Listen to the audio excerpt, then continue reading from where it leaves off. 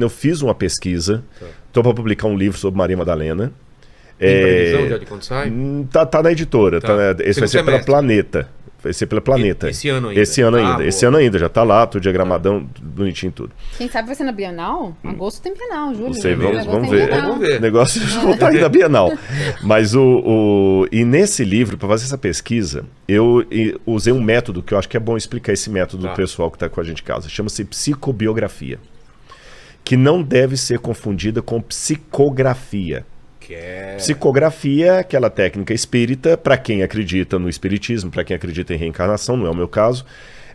O Chico Xavier ou qualquer outro médium, ele psicografa mensagens supostamente vindas de quem já morreu. A psicobiografia não tem nada a ver com isso. É uma junção que você faz entre historiadores e psicólogos. Onde você, através de técnicas da psicologia comportamental, você consegue fazer uma leitura de um sujeito do passado, através das cartas que ele deixou, dos atos que ele cometeu, do que disseram dele.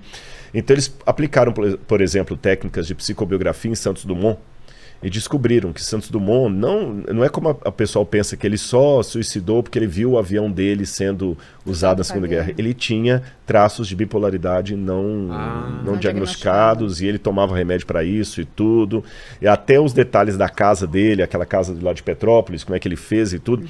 Indicavam leitura disso. E você pode usar a psicobiografia até para casos mais antigos. Por exemplo, teve um professor lá da Universidade de Tel Aviv que ele fez um livro, Rei Herodes, o Perseguidor Perseguido, onde ele aplicou a psicobiografia para entender a mente de Herodes. Que maravilhoso. Em que pese que alguns criticam a técnica da psicobiografia, por outro lado, há muitos que a enaltecem, e ela é séria. Tem um grupo de Harvard que só estuda psicobiografia. E apesar de ser algo que nós recebemos da área de ciências humanas, de saúde da mente, não são só profissionais de saúde da mente que podem escrever isso. Como esse professor lá de Israel, que ele não é da área. Então, eu estudei um pouco da psicobiografia e resolvi aplicar a psicobiografia para entender Maria Madalena. Então, a minha pesquisa está dividida em 2 momentos. Um primeiro momento, onde eu falo desses mitos que se criaram acerca dela, com o Gregório Magno, ela é prostituta, o que é que os gnósticos falavam dela. Posso daqui a pouquinho entrar um pouquinho nisso também, os evangelhos apócrifos que foram sendo criados. E na segunda parte, uma biografia psicológica dela. Entendi. E eu descobri algumas coisas muito interessantes. Eu só vou dar talvez um exemplo dele, só para também não dar spoiler do livro. O Dan Brown você pode dar, porque já vendeu. Provavelmente ela foi vítima de violência sexual na infância por gente da casa. E eu sei que a pergunta que o pessoal está fazendo em casa é da onde que o Rodrigo tirou isso? Vozes da minha cabeça. Esses detalhezinhos eu posso mostrar no texto bíblico de onde eu tirei, mas só para dar um preâmbulo assim mais ou menos, quem foi essa mulher formidável, e ela era uma das principais discípulas de Jesus. Vamos falar dos gnósticos que você falou?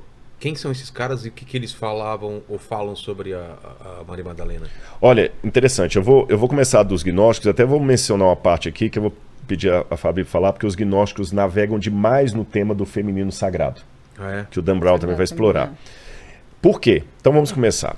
Quando o cristianismo começou, ele começou judeu. O cristianismo foi uma corrente que saiu do judaísmo. E o antissemitismo já está presente há muito tempo. Já conversamos de antissemitismo aqui, até quando veio o Ravissani aqui, não é? Antissemitismo, para quem está em casa, é esse preconceito, esse racismo direcionado aos judeus. Embora a rigor antissemitismo é qualquer pessoa que seja semita, ou seja, o preconceito contra o muçulmano também, etimologicamente falando, seria um antissemitismo, mas historicamente falando, o antissemitismo está setorizado nos judeus. Qualquer coisa que eu fizer contra o negro é racista, contra a mulher, misoginia, contra o judeu, antissemitismo. E o antissemitismo já está de longa data. Os judeus já sofrem, muitos tentando matar o povo de Israel, acabando com Israel, o judeu não presta, aquela coisa toda. O cristianismo nasce num berço judaico. E Jesus e os apóstolos eram judeus. Os primeiros conversos do cristianismo eram judeus. A primeira igreja que os cristãos conheceram foi a sinagoga. Jesus foi circuncidado, Jesus era aquela galera toda do Novo Testamento ali, com provável exceção para Lucas, eram judeus. Ponto. Tá certo? E o evangelho que os apóstolos começaram a pregar era um evangelho que ele tinha problema dos dois lados. Porque para o judeu falar que o Messias era divino e morreu na cruz do Calvário para nos libertar, isso era uma sandice. Era uma coisa tão estúpida, como se eu defendesse uma coisa aqui que você ia falar assim, poxa, eu gosto, Rodrigo é meu amigo, mas nunca mais eu posso trazê-lo aqui. Depois que ele falou isso, porque a pregação cristã no início, ela era terrível. Lembra que eu estou falando de uma época em que a crucifixão era uma coisa tão séria que a palavra crux em latim era um xingamento. Você queria amaldiçoar o outro assim, crux. Então esquece essa ideia de cruz que você tem hoje aí de cruz vermelha, ambulância, que a cruz, amuleto que expulsa o demônio, o vampiro. A cruz era uma coisa hedionda. Ninguém queria saber de morrer em cruz. Havia 5 formas cruéis de Roma condenar uma pessoa. Você tinha o degolácio, que era cortar a cabeça da pessoa. Você tinha o damnatio ad bestias, que é quando você jogava a pessoa aos animais selvagens. Você tinha o cremácio, que é quando a pessoa era queimada. Viva. O lapidacium, que era quando a pessoa era lapidada, era apedrejada. E a crucifixão. E esse era o pior tipo que tinha. Que era mais demorado, você está entendendo? E você falar que Jesus morreu na cruz era uma coisa terrível. Terrível. Os judeus não aceitavam isso. E muitos deles começaram a expulsar os cristãos da sinagoga. Só que quando eles se voltavam para o mundo pagão, o mundo grego, eles também não aceitavam isso. A mensagem de Jesus era uma mensagem muito pobre para a ocasião. Falar que Jesus ressuscitou, vou dar uns 2 ou 3 exemplos para vocês entenderem. Aristóteles, na Ética Nicômaco, ele falava que só um homem covarde e de espírito de escravo aceita desaforo e ensina os seus discípulos a fazerem o mesmo. Nossa. Embora Aristóteles está aí há 300 e poucos anos antes de Cristo, mas a ética de Aristóteles, a filosofia aristotélica ainda dominava o mundo da época, igual Clarice Lispector. Morreu, mas até hoje as frases dela estão por aí. As delas que não são dela também. As delas que não são dela também, exatamente, né? Então, o que acontece? Era revoltante para o mundo pagão a mensagem de Jesus. Se alguém te bater numa face, oferece a outra. Isso era absurdo. De acordo com Teógenes, um homem nobre é aquele que é bravo, herói, até na hora da morte. Ele não tem medo da morte. E se você olhar toda a forma como a mitologia grega coloca a história dos heróis, você pega Hércules, você pega os mitos, sempre com honra, né? Aquela questão, não vou ceder. Exato. Quem fica com medo da morte é o medíocre. E Jesus fica com medo de morrer. Ele pede ao Pai para afastar dele o cálice, ele sua sangue, ele deixa a cruz cair. Esconde a fraqueza não dele, esconde. né? Então esse Jesus, ele não era uma propaganda politicamente correta. Então, o que eles faziam? Eles já não se sentiam mais judeus porque estavam sendo expulsos da sinagoga como hereges porque ensinavam que o Messias era divino e morreu. Isso era considerado heresia. No mundo pagão, eles também não podiam ser aceitos porque você vai falar de um líder que morreu crucificado e ressuscitou, isso é uma estupidez que tinha a ressurreição. Então o que eles fizeram? Eles quiseram criar um cristianismo mais palatável ao mundo greco-romano. Mais místico? Mais místico, mais aceitável. Sim. Nota de rodapé, a grande tentação de muitos líderes religiosos hoje que querem tornar o cristianismo uma forma mais aceitável aí fora. Então tem muita gente adorando a pílula, como é que o pessoal fala? Dourando a pílula, você tá entendendo? Para o cristianismo ficar mais bonitinho. Jesus assim, não, Jesus é um cara legal. Eu abro até um parênteses. Se eu falar hoje na faculdade de Sociologia da USP ou da Unicamp que Jesus morreu na cruz do Calvário pelos meus pecados, eles vão, sai daqui, crente. Nossa. Mas se eu chegar na mesma instituição, na mesma faculdade de Sociologia e falar o seguinte, Jesus foi um mártir que morreu crucificado porque teve a coragem de se levantar contra os poderes de opressão do seu tempo, contra os dominadores. Defendeu os oprimidos. Você entendeu? Entendi. E tem muito teólogo que está caindo para essa versão socialista de Jesus. Para ser mais aceito. Para ser mais aceito. Entendi. Só que ele não era isso. E a cruz, e o pecado. Então, esse grupo que a gente chama de gnósticos começou a criar esse cristianismo mais místico para atrair. E qual que é o elo que eles tinham? Letra A. Eles falavam que Jesus tinha um ensinamento secreto, que só a elite dos cristãos entendia.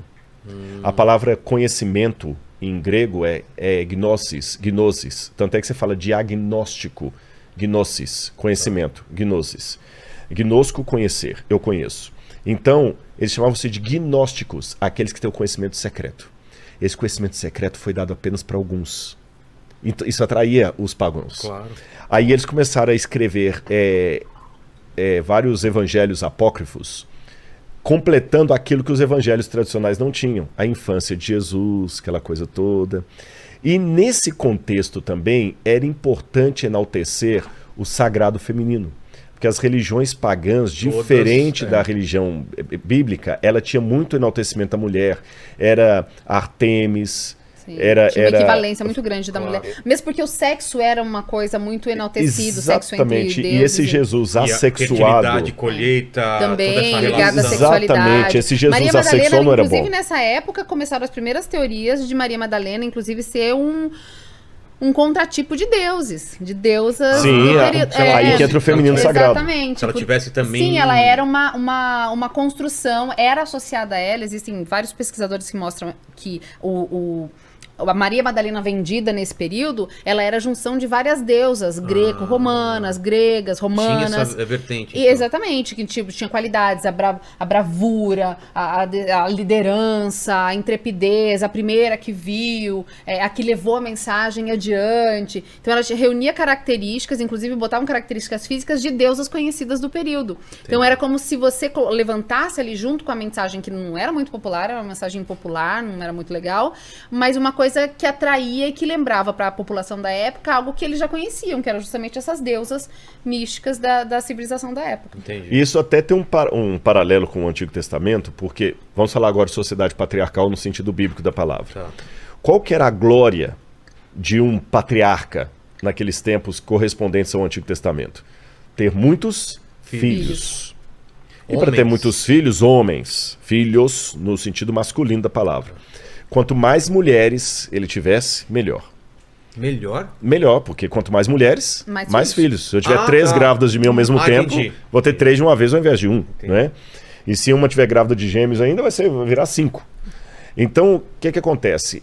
Hoje, a gente olha isso aí como uma coisa artificial, mas na época, era uma coisa que estava para aplaudir. Aí chegava o judeu e passava aperto quando falava com um babilônico, com um persa, com um grego. Por quê? Cadê o seu Deus? O meu Deus está aqui, olha. Meu Deus está aqui, olha. Tá vendo meu Deus? Sempre que eu estou com medo, eu agarro o meu Deus. Ele está comigo, ele me protege. Aí eu coloco no altar e tudo mais. Cadê o seu Deus, judeu? Aí o menino judeu, o meu não tem imagem. Como? Não, o meu tá em tudo. Tá em tudo? Não, mas como? Como é que é o rosto do seu Deus? Isso era tão estúpido na época, como se eu falasse assim, eu namoro uma menina, mas eu não sei como é que ela é, não tem foto dela, não tem nada, a gente só fala pro WhatsApp. Mas nem a foto, não, aparece um cachorrinho lá no... Como é que você namora? Você tá ficando louco. Segundo, inconcebível para eles. Os deuses pagãos, eles tinham mulheres e filhos. Exato. Eles tinham relações parecidas com as nossas. De vingança. E incestuosas também. Não, isso até facilita, porque se o camarada tá querendo ter uma vida de orgia, quem pode me culpar? Eu tô sendo como meu Deus é. E as pessoas não se... de Baco. Claro. E as pessoas não se tornam moralmente melhores que os deuses que elas adoram. Verdade. Por isso que às vezes é interessante fabricar meu Deus personalizado. Nesse contexto aí, criaram, eu tenho essa comprovação pela arqueologia, uma esposa pro Deus de Israel. Áshera. Inclusive tem relevos que tem lá para Yahweh e sua Áshera. Mas quem? Os gnósticos? Não, isso antes. Eu estou falando no Antigo Testamento. Bem antes. Então. No Antigo Testamento. Então, por que eu estou falando paralelo? Os gnósticos fizeram a mesma coisa com Jesus. Entendi. Esse Jesus solteirão não está bem. Vamos criar tudo. Só que aí tem um detalhe que o pessoal não interpreta bem nos gnósticos. Eles tinham um paradoxo aí, porque ao mesmo tempo o quadro do Jesus solteirão não era bem-vindo, mas o Jesus também que cedesse ao sexo também não era bem-vindo. Entre eles também? Entre eles também. Por quê? Estou falando que eles estavam respondendo ao mundo greco-romano. Sim. Quando os gnósticos surgem, o que está dominando o mundo? É o estoicismo. Os estoicos. Estoicos e epicureus, mas especialmente os estoicos. E um dos grandes imperadores romanos que se tornou estoico foi justamente Marco Aurélio. Marco Aurélio, ele era nobre, ele escreveu todas as meditações de Marco Aurélio. Culto, aliás, um dos maiores propagadores da literatura do mundo. Exatamente, foi um dos melhores imperadores romanos, superior a Augusto. Morreu cedo, era fã do Diógenes lá de... Ai, vou lembrar o nome da cidade dele. Ele passou por Corinto, mas é... Tem uma história, aliás, muito legal dele, que ele viajava... Síncope. Não é síncope, parecido com síncope. Síncope é a síncope. Mas o Diógenes, ele foi, assim, por muito tempo o expoente dessa linha filosófica, e o imperador mandando por todas aquelas bandas. Olha, tem 2 momentos que eu acho maravilhoso, assim, porque o Diógenes começou a ver que ele não precisava de muito para viver. E eles tinham um desprezo por quem precisava do materialismo, da posição para viver. Essa é a síntese, né, dessa linha filosófica. E ele morava numa cabana, numa escadaria, ele tinha uma taça, ele tinha uma lanterna para ficar procurando um homem honesto. Lembra dessa história? Ele ficava procurando um homem honesto. Sínope, não síncope. E o Diógenes um dia estava lá sentado e ele era famoso por isso. Marco Aurélio foi atrás dele: mestre, quero aprender contigo, tem algo que eu posso fazer, porque é extrema pobreza. Tanto que ele tinha a taça, quando ele viu um menino tomando água na beira do rio sem nada, ele, nossa, a taça é demais, jogou fora a taça, eu posso beber só com a mão. E Marco Aurélio ali na frente dele, todo mundo aquele séquito olhando, e Diógenes olhou pra ele: tem algo que você pode fazer pra mim? Para de tapar meu sol, por gentileza. Na verdade, foi o Alexandre Grande. Alexandre Grande. Foi Alexandre Grande. Mas a melhor pra mim é quando ele procura o pai dele. Não, ele fala assim, tá, o Diógenes lá na frente do monte de ossos, olhando, e o Alexandre Grande tava na cidade de novo, e procurando por ele. E o que o senhor tá procurando?